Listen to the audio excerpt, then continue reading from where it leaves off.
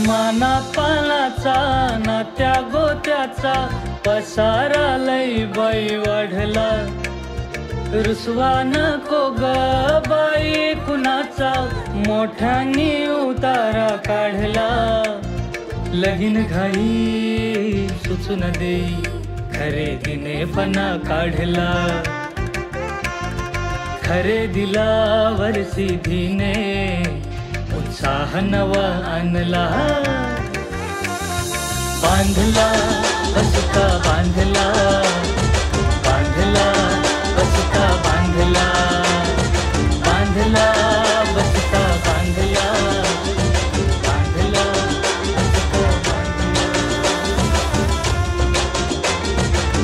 कमी किमतीत आणि क्वालिटी सोबत बरं का, सिटी आहे तर शक्य आहे। राष्ट्रीय ओबीसी महासंघ की कार्यकारिणी बैठक पत्रकार भवन पुणे में राष्ट्रीय ओबीसी महासंघ के राष्ट्रीय अध्यक्ष डॉक्टर बबन राव तायवाड़े की अध्यक्षता में आयोजित की गई है। बैठक में महासचिव सचिन राजूरकर, उपाध्यक्ष डॉक्टर सुधाकर जाधवर, कार्याध्यक्ष शेषराव येलेकर, शरद बानखेड़े, गुणेश्वर आरेकर, प्रकाश भागरत, सुभाष घाटे, गोवा के अध्यक्ष मधु नायक, किसान महासंघ के प्रकाश साबठे, कर्मचारी महासंघ के श्याम लेजे, महिला महासंघ की अध्यक्षता ज्योति ताई ढोकड़े, मध्य प्रदेश की महिला महासंघ की अध्यक्षता रतनमाल पिसे मंच पर उपस्थित थे। ओबीसी महासंघ का प्रथम महाअधिवेशन 7 अगस्त 2016 को नागपुर में आयोजित किया गया था, जिसके बाद महाराष्ट्र सरकार ने क्रीमी लेयर की सीमा 4,05,000 रुपए से बढ़ाकर 6 लाख रुपए कर दी है। उसी तरह महिला महासंघ ने 27 नवंबर 2016 को ओबीसी महिला महाधिवेशन का आयोजन किया गया है। 8 दिसंबर 2016 को नागपुर में महाराष्ट्र राज्य के शीतकालीन सत्र के दौरान 1 लाख से अधिक ओबीसी लोगों ने मोर्चा निकालकर विधानसभा पर धावा बोला था, जिसके परिणाम स्वरूप महाराष्ट्र सरकार ने पहली बार ओबीसी मंत्रालय की स्थापना की। 7 अगस्त 2017 को नई दिल्ली में महासंघ के दूसरे महाधिवेशन के बाद क्रीमी लेयर की सीमा 6 लाख से बढ़ाकर 8 लाख रुपए कर दी गई है। राष्ट्रीय ओबीसी महासंघ का 10वां महाधिवेशन 7 अगस्त 2025 को गोवा में आयोजित किया जा रहा है, जिसमें केंद्र सरकार से जातिगत जनगणना करने, स्वतंत्र मंत्रालय स्थापित करने, क्रीमी लेयर की सीमा बढ़ाने और अन्य मांगे की जाएंगी। बैठक में राष्ट्रीय ओबीसी महासंघ और संबंधित संगठनों के सभी पदाधिकारी उपस्थित थे।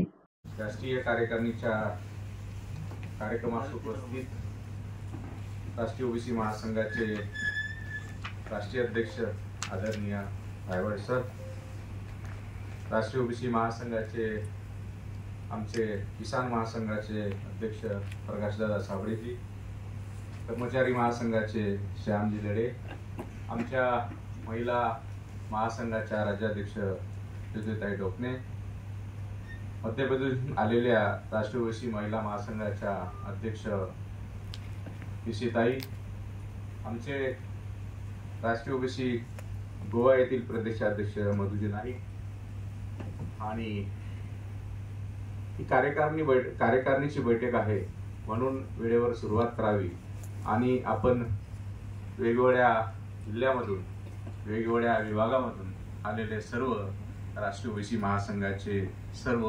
पदाधिकारी, राष्ट्रीय ओबीसी महासंघाची तुम्हाला भूमिका स्पष्ट माहीत असणे आवश्यक आहे। तुम्ही बऱ्याचदा तुमच्या हातात भूमिका आलेली असेल, त्या भूमिका मध्ये आपल्याला माहित आहे की आपण आजपर्यंत 2016 पासूनचा हा प्रवास आज 2025 पर्यंत आलेला आहे। पहिलं अधिवेशन जे कोणी उपस्थित असतील त्यांना माहित असेल, पहिलं अधिवेशन नागपूरला झालं, दुसरं अधिवेशन हे दिल्ली येथे झालं, तिसरं अधिवेशन आपण मुंबई येथे घेतलं होतं, चौथं अधिवेशन आपण हैदराबाद, पाचवं अधिवेशन आणि 6वं अधिवेशन माझ्या माहितीतून कोरोना आला होता सर। कोरोनामध्ये आपण 2 वर्ष पहिलं ऑनलाईन आपण विदेशातून लंडन मधून हे अधिवेशन घेतलं। साधारणतः 2 कोटी लोकांनी त्या अधिवेशनाचा लाभ घेतला आणि नंतर पुन्हा कोरोना होता, त्यानंतर अधिवेशन जे घेतलं आपण ते सुद्धा ऑनलाईन घेतलं। त्यानंतर आपलं अधिवेशन 8वं अधिवेशन 7वं अधिवेशन आपण दिल्ली येथे तालकोटरामध्ये घेतलं होतं। 8वं अधिवेशन आपण तिरुपतीमध्ये घेतलं आणि 9व एडिशन मागच्या वर्षी आपण अमृतसर म्हणजे पंजाब मध्ये आपण घेतलं. हे अधिवेशन घेण्याचं प्रयोजन असं आहे की वेगवेगळ्या राज्यामध्ये वेगवेगळ्या ओबीसी आहेत, तिथले प्रश्न सोडवावेत, तिथले प्रश्न माहीत व्हावेत, कोणकोणत्या जाती ओबीसी आहेत या माहीत असावे, या दृष्टिकोनातून आपण सातत्याने अधिवेशन घेत असतो. आणि त्या माध्यमातून 542 खासदार आहेत आणि 250 राज्यसभे खासदार आहेत. त्यांना सुद्धा आपण सर्व हे देत असतो, आपलं मेमोरंडम देत असतो आणि त्या माध्यमातून आपले जे काही प्रश्न असतील ओबीसीचे ते सोडवण्याचा प्रयत्न करत असतो. पण हे घेत असताना सातत्य आपल्यात राहावं, संघटन कायम राहावं. कारण आपण अनेकदा, मी नेहमी असं म्हणतो, आपला संघटनेवर भर असला पाहिजे. आपले जेवढे जास्त समाज असतील तेवढी आपल्या ज्या मागण्या आहेत त्या नेहमी सोडवण्याचा प्रयत्न. लोकशाहीमध्ये डोक्याला किंमत असते, म्हणून आपलं संघटन कायम राहावं म्हणून आजची ही इथे पुन्हा येथे बैठक घेण्याचं प्रयोजन केलेलं आहे. कारण आपलं रजिस्ट्रेशन इथूनच झालेलं आहे. आपण जरी राष्ट्रीय ओबीसी महासंघाचं नाव असलं तरी 2017ला आपलं राष्ट्रीय ओबीसी अखिल भारतीय ओबीसी महासंघाचं जे रजिस्ट्रेशन आहे पुन्हा इथून झालेलं होतं. म्हणून पुन्हा येथे आपण अधिवेशन घेण्याच्या दृष्टिकोनातून हे आजची ही बैठक कार्यकारिणीची बैठक आहे. म्हणजे आतापर्यंत आमचे 9 अधिवेशन झालेले आहेत आणि आता 10वं अधिवेशन 7 ऑगस्ट 2025 रोजी गोव्याला होऊ घातलेलं आहे. आतापर्यंत आम्ही जे काही चळवळ चालवली, धरणे दिले, आंदोलन दिले, राष्ट्रीय अधिवेशन केलं, या निमित्ताने केंद्र आणि राज्य सरकारला 52 ओबीसी समाजाच्या विद्यार्थी, युवक आणि जनमानसाच्या उत्थानासाठी काढावे लागले आणि त्याची अंमलबजावणी सुद्धा सुरू झालेली आहे. म्हणजे भारतात स्वातंत्र्यानंतरचा इतिहास आहे की ओबीसी समाजाला राष्ट्रीय ओबीसी महासंघामुळे आता न्याय मिळायला सुरुवात झाली आहे. आणि म्हणून याचाच एक भाग म्हणून येत्या 7 ऑगस्ट 2025ला गोवा येथे अधिवेशन घेऊन ज्या उर्वरित समाजाच्या मागण्या आहेत, केंद्र सरकारशी संबंधित मागण्या आहेत, राज्य सरकारशी संबंधित मागण्या आहेत, ज्यामध्ये प्रामुख्याने केंद्र आणि राज्य दोन्ही सरकारने ओबीसीची जातनीय जनगणना करावी, केंद्रामध्ये ओबीसी करता स्वतंत्र मंत्रालय सुरू करावं, नॉन क्रिमिलियरची मर्यादा वाढवावी किंवा ती अट रद्द करावी, जिल्हा आणि तालुका पातळीवरील मुलांकरता हॉस्टेल सुरू करण्यात यावे, अशा प्रकारच्या 28 मागण्या घेऊन आम्ही हा संघर्ष करतो आहे. याकरता या अधिवेशनाचं आयोजन केलेलं आहे. याकरता नियोजनाची आजची बैठक या ठिकाणी संपन्न.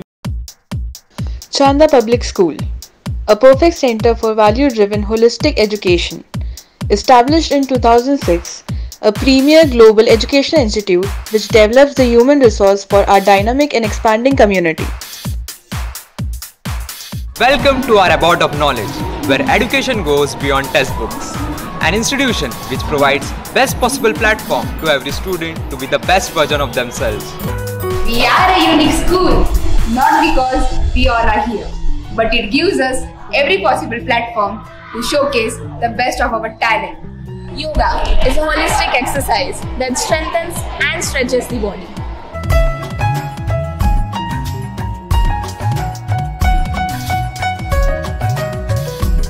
Creativity is the language we use to communicate the urgency of our lives for a better future.